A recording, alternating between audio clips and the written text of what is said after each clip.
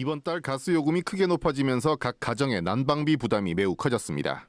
이 때문에 정부는 올해 1분기 가스 요금을 동결하겠다고 발표했지만 이는 조삼모사나 다름없습니다.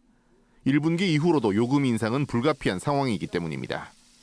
가스 요금 인상의 원인과 그 영향을 가치경제에서 알아봤습니다. 난방비 부담이 커짐에 따라 정부가 발표한 1분기 가스 요금 동결안.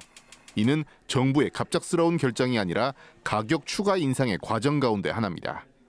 이미 지난해 올해 가스요금 인상 계획을 발표하면서 1분기에는 가격 인상이 없다고 설명했었기 때문입니다.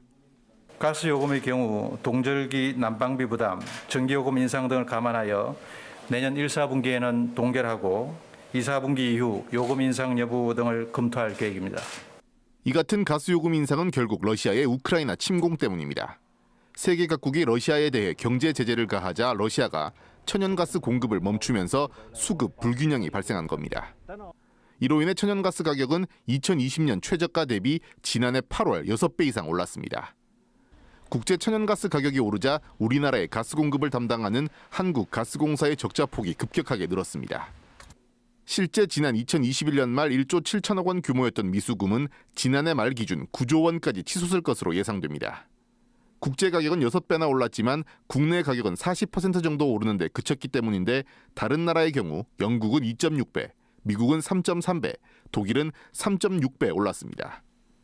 이처럼 가스공사의 적자가 계속되면 향후 가스 공급에 문제가 생길 수도 있습니다. 천연가스의 경우 보관이 쉽지 않아 구매 주기가 짧은데 가스공사가 유동성을 확보해두지 못하면 천연가스 구입에 차질이 발생할 수 있기 때문입니다. 회사채를 발행해 자금을 융통할 수 있지만 이마저도 쉽지 않습니다. 기존 회사채 발행 규모가 가스공사 자본금과 적립금의 4배였는데 이미 한계에 이르렀고 최근 5배까지 발행할 수 있도록 법안이 통과됐지만 임시방편에 불과합니다.